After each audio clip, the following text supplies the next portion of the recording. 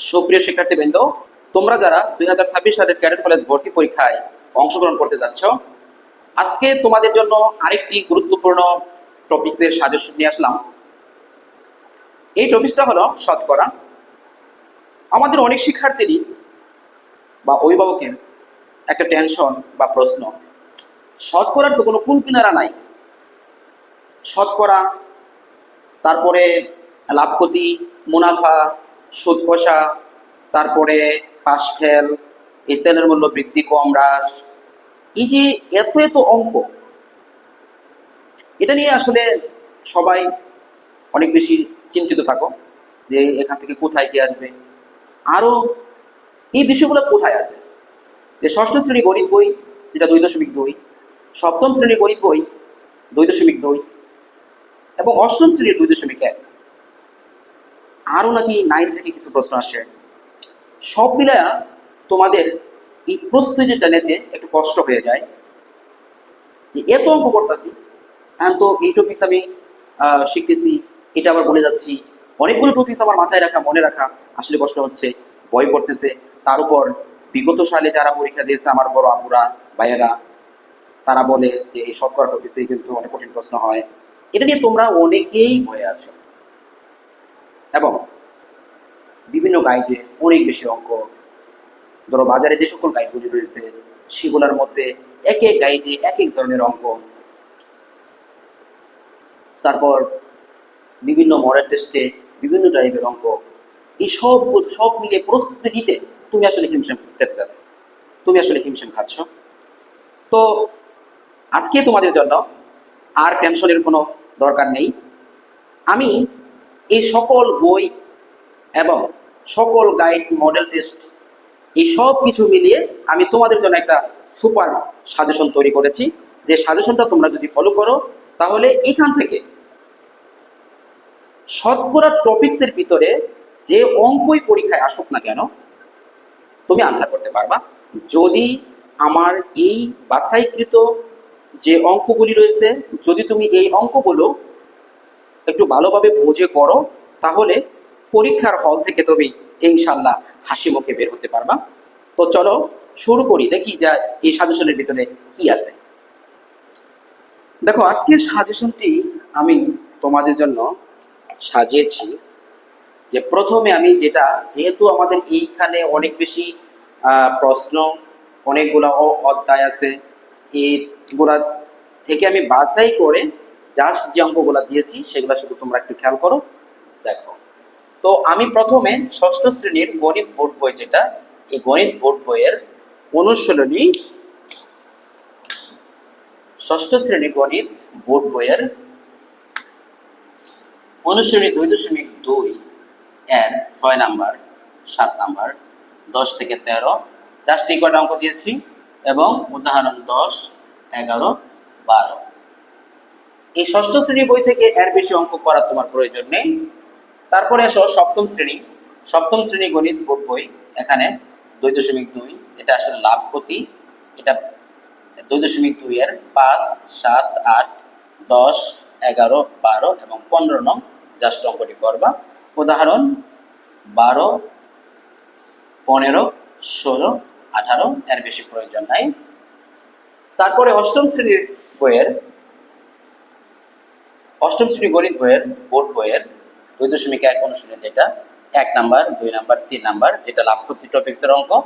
তারপরে 8, 10, 11, 13, 14, 15, 17, যেটা হলো মুনাফার অঙ্ক এবং উদাহরণ 3 এবং 6, এটা জাস্ট করবে। জাস্ট দেখো এখানে আমি কয়টা অঙ্ক দিয়েছি, 1, 2, 3, 4, 5, 6, 7, 8, 9, 10, 11, 12, 13, 14, 15, 16, 17, 18, 19, 20, 21, 22, 23, 24, 25, 26, 27, 28, 29, 30, 31, 32, এই 3টা বোর্ড বই থেকে মাত্র 32টা অঙ্ক করলেই আর কোনো অঙ্ক তোমার করা লাগবে না। এরপর আসো অতিরিক্ত যে বিষয়, তাহলে এইগুলার আলোকে অতিরিক্ত বিষয়গুলা দেখো। অতিরিক্ত অঙ্কগুলো আসলে কিভাবে আসে, ধরো দুইটা অঙ্কের, যে এখান থেকে একটা অঙ্কের একটা অংশ, আবার পরে আরেকটা রঙের আরেকটা অংশ, এভাবে মিলেই সাধারণত এই অতিরিক্ত অঙ্কগুলো সাজানো হয়। এছাড়াও আসলে আমাদের শতকরা অঙ্কের ক্ষেত্রে কিছু টপিকস রয়েছে, যেটা আমি বলছিলাম যে ধরো তেলের মূল্য, চালের মূল্য, কাপড়ের মূল্য, চা পাতার মূল্য, এই যে এই টাইপের প্রশ্নগুলো তোমাদের বইয়ে কোনো বইয়ে উল্লেখ নাই, সেটা ষষ্ঠ, সপ্তম এবং অষ্টম কোনো বইয়ে উল্লেখ নাই, তবে এগুলাও তোমাদের করতে হবে। এইগুলা নিয়ে আমি অতিরিক্ত কিছু অঙ্ক সাজিয়েছি। এরপরে আছে ধরো তুমি কোনো পরীক্ষায় বাংলায় এত পার্সেন্ট, গণিত এত পার্সেন্ট পাস করলো, আবার দেখা গেছে উভয় বিষয়ে এত পার্সেন্ট ফেল করলো, এখান থেকে মোট কতজন শিক্ষার্থী ছিল, এরকম কিছু এই টপিক্সের যে অঙ্কগুলো থাকে এই অঙ্কগুলা অতিরিক্ত অঙ্ক হিসাবে। তো অতিরিক্ত যে সকল অঙ্কগুলা তোমাদের জন্য লাগবে সেগুলো দেখো আমি সেগুলা সাজিয়েছি। তো অতিরিক্ত অঙ্ক এক, যে অতিরিক্ত অঙ্ক এক, কোনো বিদ্যালয়ের শিক্ষার্থী সংখ্যা 600 জন, বছরের শুরুতে 10% শিক্ষার্থী নতুন ভর্তি হলো এবং 1 মাস পর 10% শিক্ষার্থী চলে গেল, বর্তমানে ওই বিদ্যালয়ের শিক্ষার্থী সংখ্যা কত? এটা একটা প্রশ্ন।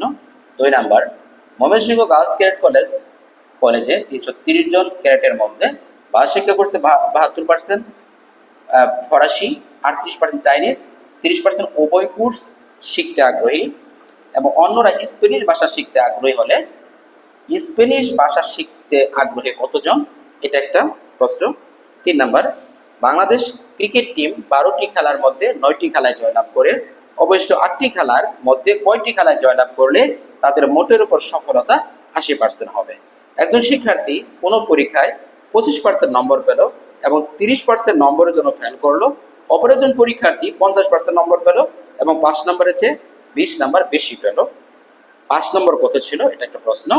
তারপরে আমাদের আরেকটা প্রশ্ন, যে বলছিলাম তেলের মূল্য 25% কমে গেলে, এখন কমে যাক বা বেড়ে যাক নিয়ম কিন্তু একই। কোনো ব্যক্তি খরচ বৃদ্ধি না করেও তেলের ব্যবহার শতকরা কত বাড়াতে পারবে? 6 নাম্বার প্রশ্ন, যে একটি জিনিস 15% ক্ষতিতে বিক্রয় করা হলো, যদি বিক্রয় মূল্য 50 টাকা বেশি হতো তবে 5% লাভ হতো, জিনিসটির ক্রয় মূল্য কত? 7 নাম্বার প্রশ্ন, জনাব করিম সাহেব 15,500 টাকায় একটি গরু বিক্রয় করায় তার 20% ক্ষতি হয়, কত টাকায় বিক্রয় করায় তার ক্ষতির দ্বিগুণ লাভ হবে? প্রশ্নগুলো বুঝো। 8 নাম্বার প্রশ্ন, একজন দোকানদার 425 টাকা একটি জিনিস বিক্রয় করায় তার 15% ক্ষতি হলো, কত টাকার অধিক মূল্যে বিক্রয় করলে তার ক্ষতির দ্বিগুণ লাভ হবে? 9 নাম্বার, একটি বড়ি 20% লোকসান দিয়ে বিক্রয় করা হলো, বড়িটি যদি আরো 48 টাকা বেশি মূল্যে বিক্রি করা হতো তবে 12% লাভ হতো, বড়িটির ক্রয় মূল্য কত? টাকায় 4টি ও 6টি দরে সমান সংখ্যক আম কিনে টাকায় 5টি দরে বিক্রয় করলে শতকরা কত লাভ বা ক্ষতি হবে? 11 নম্বর প্রশ্ন, কোন স্কুলের পরীক্ষায় 17 সমস্ত 2/1% ছাত্র অকৃতকার্য হলো, যদি 198 জন ছাত্র কৃতকার্য হয়ে থাকে তবে ওই স্কুলের ছাত্র সংখ্যা কত?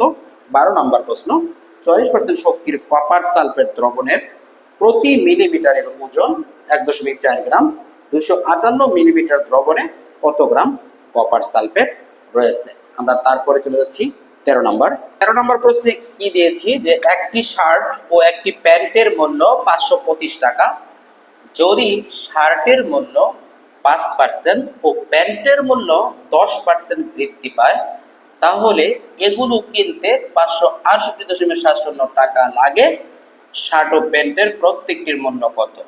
14 নম্বর প্রশ্ন, যদি কোনো বর্গক্ষেত্রের বাহুর পরিমাণ বা বাহুর দৈর্ঘ্য 20% বৃদ্ধি পায় তবে এর ক্ষেত্রফল শতকরা কত বৃদ্ধি পাবে?